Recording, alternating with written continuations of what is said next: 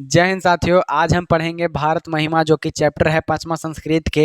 ये हम crash course के तौर पर पढ़ने जा रहे हैं। मतलब इसमें जो जितना भी श्लोक है उस सब का अर्थ जानेंगे और साथ ही साथ उस श्लोक से पूछे जाने वाले हमारे एग्जाम में कितने प्रश्न आते हैं इसको भी बखूबी जानेंगे। तो चलिए हम स्टार्ट करते हैं। भारत महिमा चैप्टर 5वां है ना, पंचम पाठ भारत महिमा। चलो अब सब हो जाओ एक्टिव, आओ इधर जी। ठीक है, इसमें से जितना भी प्रश्न आता है एग्जाम में उस सब हम देखेंगे और उस सब जो प्रश्न है वो क्वेश्चन बैंक से छांटा हुआ है। तो आप टेंशन नहीं लीजिएगा कि क्वेश्चन कहाँ से लाया गया है ना, सब क्वेश्चन बैंक से छाटल क्वेश्चन है। आइए इसको पढ़ते हैं। भारत महिमा में क्या पढ़ना है वो जानते हैं ना, नाम से ही पता लगता है। इसे जैसे एगो मंगलम पाठ था तो मंगलम हमने कैसे कहते हैं, मंगलम भगवान विष्णु मंगलम, ऐसे जो है ना। हाँ, तो मंगलम माने शुभ होता है चाहे कल्याणकारी। कोई भी काम करे से पहले मंगलम भगवान वाला नहीं बोला जाता वैसे। तब वही मंगलम पाठ में 5 गो मंत्र दिया हुआ है सत्य के आधार पर, इस सब आत्मा इस सब के बारे में। और उसके अगला है पाटलिपुत्र वैभव, मतलब पटना का वैभव। तीसरा का है अलस कथा, माने कि अलसियन के कहानी है ना। चौथा है संस्कृत साहित्य लेखिका, माने संस्कृत का जो साहित्य लिखी उनकी लेखिकाओं के बारे में पढ़ना। यह भारत महिमा, मतलब भारत की महिमा का गुणगान करेंगे। चलो तुम दोनों डिस्टेंस बना लो, बीच में इसको बैठा लो,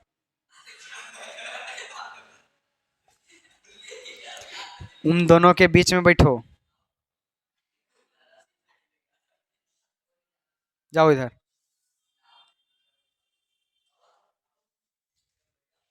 देखो, हमारे देश भारतवर्ष कहलाता है, हमारा देश भारत वर्ष कहलाता है, ठीक है ना। हमारा देश भारतवर्ष कहलाता है। इसकी महिमा सभी जगह गाई जाती है, माने कि भारत देश की महिमा का गुणगान सब जगह गाया जाता है, होता है।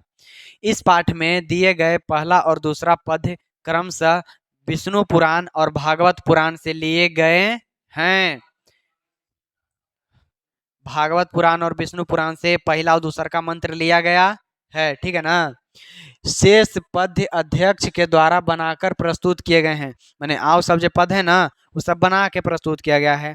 भारत के लिए हमारी भक्ति कर्तव्य स्वरूप है, ठीक है ना। देखो भारत के भक्ति करते हैं। अब गायंती देवा किल गीत कानी ध्यान धन्यास्तु ते भारत भूमि भागे सर्वा,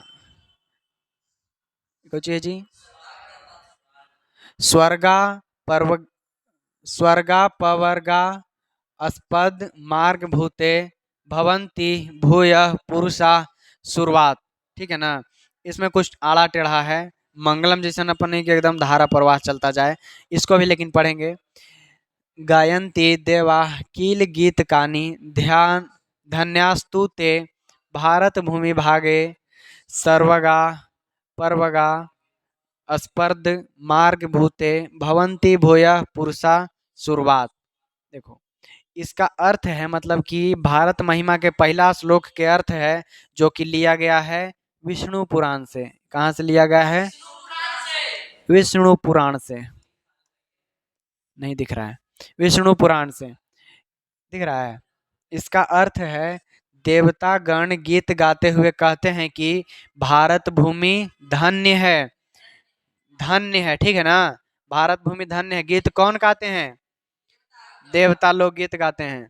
जो स्वर्ग से भी अधिक सुंदर है, माने भारत जो है वो स्वर्ग से भी सुंदर है। और यहाँ जन्म लेने वाले सभी पुरुष देवता के समान है, मतलब कि हमारा मनीष देवता है कि नहीं। और हम तो खुद है हैं देवता, हम तो है हैं खुद देवता, तुम लोग भी देव हो, है ना। चलो हम तो हैं इहो बड़ा वाला है तनी, तो नहीं दोनों छोटा छोटा है। चलो ये समझ में आया। जो देव लोग हैं, देवता गण हैं, वो गीत गाते हुए कहते हैं कि भारत भूमि है जो स्वर्ग से भी सुंदर है और भारत में जन्म लेने वाले सभी लोग देवता के समान हैं, यानी कि भारत में जन्म लेने वाले सभी लोग देवता हैं। दूसरा श्लोक है अहो अमिसाम किमकारी शोभनम प्रसन्न एसाम स्विदुत स्वयं हरि यजर्नम लब्धम निरेपम भारत भारत भारताजिरे मुकुंद सेवय पीके पैकम स्पृहा ही न। ठीक है ना। देखो, देवतागण कहते हैं अहो इससे सुंदर और क्या हो सकता है। देवतागण कहते हैं कि अहो इससे सुंदर और क्या हो सकता है, कि जहाँ स्वयं हरि ही प्रसन्नता का अनुभव करते हैं, माने कि जो हरि हैं स्वयं हरि हैं, वो प्रसन्नता का अनुभव करते हैं, माने खुश रहते हैं। ठीक है ना। क्योंकि जिनका जन्म भारत भूमि में हुआ वह अवश्य ही ईश्वर की सेवा के योग्य हैं। मतलब कि जिनका जन्म भारत भूमि में हुआ ना, वो ईश्वर के माने भगवान के सेवा के लायक हैं। ठीक है ना, बाकी और सब नहीं। अतः ईश्वर की भी इच्छा है कि हमारा जन्म भारत देश में ही हो। मतलब ईश्वर की इच्छा वही ना होगा जहाँ के लोग उनकी सेवा करेंगे। तो यहाँ लिखा हुआ है साफ साफ कि यहाँ माने कि भारत भूमि में उनका जन्म इसीलिए हुआ है कि ईश्वर के सेवा के योग्य हैं, तो ईश्वर भी यहाँ जन्म लेना पसंद करेंगे। तो ईश्वर की भी इच्छा है कि भारत में हमारा जन्म हो, है ना। चलो दूसरा श्लोक के ही अर्थ है, और ये जो श्लोक है ये लिया गया है भागवत पुराण से।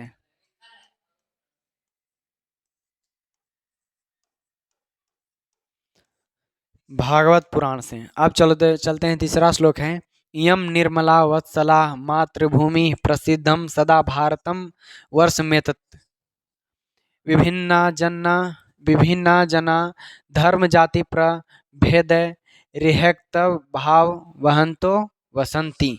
देखो भारत के बारे में कुछ और बात। यह भारतवर्ष की मातृभूमि हमेशा निर्मल और ममतामयी है। ठीक है ना, एकदम ममता से भरी हुई है। निर्मल मतलब कि स्वच्छ भारत की भूमि है। और यह जो भारतवर्ष माने कि हमारा भारत देश हमेशा इसके लिए प्रसिद्ध है। ठीक है, जितना बढ़िया आदमी तुमको भारत में मिलेगा उतना में नहीं मिलता है। ठीक है ना, देखना विदेश विदेश के वीडियो ये सब। ठीक है, तुमको बताएंगे विदेश के कुछ बात आफ्टर दिस क्लास। जहाँ अनेक प्रकार के धर्म जाति की विभिन्नता होते हुए भी एकता के भाव को प्रस्तुत करते हुए निवास करते हैं। मतलब कि भारतीय ऐसे एगो है देश, धर्मनिरपेक्ष देश। तुमको कोई धर्म में है तो तुमको रोक टोक नहीं है कि किसी धर्म के हो, है ना। सब अनेक प्रकार के धर्म के लोग हैं, अलग अलग होते हुए भी हम लोग एकता प्रस्तुत करते हैं, हम लोग एक रहते हैं, है ना जी। एक रहते हैं। अगर ऐसे नहीं एक हैं, लेकिन भारत पर अगर भारत की एकता अखंडता की अगर बात आए, भारत पर अगर कुछ आँच की बात आए, कहीं से हमला उमला हो जाए, तो हम लोग एक होके नहीं इस घटना के सामना करते हैं। तो वह नहीं ना कहेगा, मुस्लिम लोग नहीं कह सकता है कि पाकिस्तान से हैं। ठीक है, अब जब बहकेगा वो नियम कानून सब लागे बराबर है, ये है जाएगा जेल में अपना। विशाल स्याद्या धरा भारतीय सदा सेविता सागर रम रूपा वन पर्वत निर्झर भर विभूति वहंती भी रेशा शुभा चपा चाप गाभी। देखो, हमारी भारत की धरती अति विशाल और लोगों का कल्याण करने वाली भव्य सुंदरता वाली है। ठीक है ना, भारत के खाली गुणगान करना ही में। तो हमारी भारत की धरती है अति विशाल मतलब बहुत बड़ी और लोगों का कल्याण करने वाली। भारत में तुमको सब मौसम मिलेगा, मिलता है ना। हाँ, देखो समुद्र इसकी सुंदरतम रूप से सदैव सेवा करते हैं। यह वन मतलब जंगल पर्वतों और झरनों और नदियों द्वारा हमेशा सेवित है। ठीक है ना, भारत की भूमि की सेवा कौन कौन कर रहे हैं जी। तो देखो सुंदर सुंदर समुद्र, जंगल, पर्वत, झरना और नदी, इस तरह शोभित संसार के गौरवभूत, है ना, शोभित संसार के गौरवभूत यह भारतवर्ष का हम गुणगान पढ़ रहे हैं। ठीक है, अब देखो इसमें कै गो मंत्र था जी, 5 मंत्र था। ठीक है ना, जिसमें से 2 गो, प्रथम 2 जो मंत्र है वो कहाँ कहाँ से लिया गया है, तो विष्णु पुराण एगो भागवत पुराण से लिया गया है। ठीक है, 2 गो मंत्र है, जो एगो विष्णु पुराण, 2 गो भागवत और एगो भागवत पुराण। और बाकी जो तीनों मंत्र हैं ये तीनों इसी के आधार पर बनाया गया है। ठीक है, रचित किया गया है। देखो इसमें अब क्वेश्चन आंसर देखते हैं, हमनी के मेन आ गया अब कि भारत महिमा पाठ में किन किन पुराणों से पद्य संकलित है। तो एगो विष्णु पुराण, एगो आओ भागवत पुराण से। देवगण मतलब देवता लोग भारत में गीत क्यों गाते हैं, पठित पाठ के आधार पर उत्तर 3 से 5 गो वाक्य में दीजिए। ठीक है ना, भारत भूमि देवताओं ऋषियों एवं मनीषियों की पावन भूमि है, ठीक है, मनीषी के, जिसका सौंदर्य स्वर्ग सुख प्रदान करने वाला है। मतलब भारत की सुंदरता है जो स्वर्ग का सुख प्रदान करने लायक है ना। विष्णु पुराण और भागवत पुराण में इनकी विशेष चर्चा की गई है। देवता भी यहाँ जन्म लेना चाहते हैं क्योंकि यह भूमि विशाल रमणीय माने और कल्याण करने वाली है। यहाँ सभी धर्मों के लोग एक साथ मिलकर एकता के साथ रहते हैं। वसुधैव कुटुंबकम की अवधारणा देने वाला देश भारतवर्ष ही है। इसीलिए देवतागण भारत के गीत गाते हैं। भारत कहता है कि वसुधैव कुटुंबकम, ठीक है ना। ये जे अपना ये जे वसुधैव कुटुंबकम माने कि जे पूरा ये पृथ्वी है ना, ये अपना परिवार है। हमने देश भी बेकार बनाए हुए हैं, इसे भारत कहता है वसुधैव कुटुंबकम, ठीक है। है समझ में। भारत कभी नहीं करता है कि देश देश में बंट जाओ, आओ सब मिल के रहते हैं, इसे कहता है भारत। कितना बढ़िया रहता लेकिन अगर पूरा सब एक में मिल के रहते तो। हाँ। हम्म। कोई दिक्कत नहीं है, लैंग्वेज तो उत्तर भारत में भी अलग है। तमिलनाडु नहीं ना, जैसे कैसे एक एगो मान देता मैंने। जैसे हमारे भारत है, भारत के कोई तो ऐसा न मानल है कि भारत में एक ही धर्म है, मानने वाला सब मान रहा है ना। वैसे ही कि जोन भाषा बोलना है बोलो, लेकिन एगो इंग्लिश भाषा रहेगा जो अपन सब करना बतियाने के लिए आपस में, है ना। ठीक रहेगा। चाहे कि अपन जोन भाषा बोलना है बोलो, लेकिन एगो भाषा के अपन धर लो, है कि ना। ये भाषा सबके सीखना है, पूरा विश्ववासी के, है कि नहीं जी। ऐसे तो हमने अखंड भारत बना ही लेंगे। देखो इधर मातृभूमि का वर्णन किस रूप में किया गया है, पठित पाठ के आधार पर उत्तर दें। मातृभूमि का वर्णन किस प्रकार किया हुआ है, देखना जी। हिमालय की गोद में बसा हुआ भारत निश्चय ही स्वर्ग सा सुंदर है। भारत बसा हुआ है हिमालय की गोद में। हिमालय का निर्माण कैसे हुआ बताएंगे। कब से कब से सांपा से समुद्र मंथन में ना, दूसरा बात है, बताएंगे, ठीक है ना। हिमालय की गोद में बसा हुआ भारत निश्चय ही स्वर्ग सा सुंदर है। कश्मीर से लेकर कन्याकुमारी तक एकता एवं समदर्शिता का भाव दिखता है। कश्मीर से कन्याकुमारी, कश्मीर सबसे ऊपरे, कन्याकुमारी सबसे नीचे। हाँ, कश्मीर सबसे ऊपरे। देखो जैसे हमने के भारत है ना जी, मोटा मोटी मान लेते हैं। यहाँ पर ही लेह लद्दाख कश्मीर ये सब है। लद्दाख में सबसे ऊपरी पॉइंट एकदम है एगो इंदिरा पॉइंट। इंदिरा कौन है जी, इंदिरा कॉल है, इंदिरा कॉल, ठीक है ना। इंदिरा कॉल है इधर, और यह लद्दाख में। और इधर नीचे है वो कन्याकुमारी, सबसे लास्ट तक वही है, कश्मीर से कन्याकुमारी।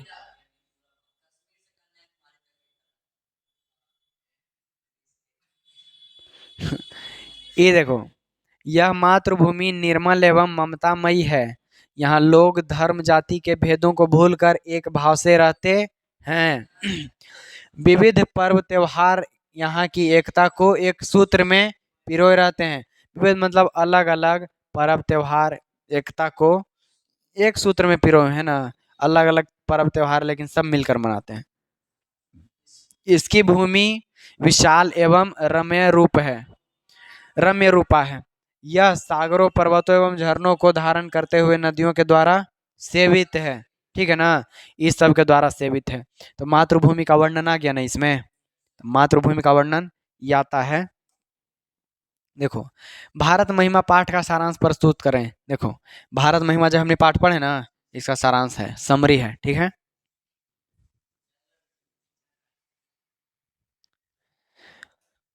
भारत का प्राकृतिक सौंदर्य है जो स्वर्ग जैसा है। यहाँ देवताओं ऋषियों एवं महापुरुषों की अवतरण भूमि है, ठीक है ना। इसकी महिमा का वर्णन विष्णु पुराण एवं भागवत पुराण में देखने को मिलता है। भारत भूमि पर जन्म लेने वाला मनुष्य निश्चय ही धन्य है। हमारी भारत भूमि विशाल है, रम्य रूपा है और कल्याणप्रद है, अत्यंत शोभनीय है और संसार का गौरव भारत है।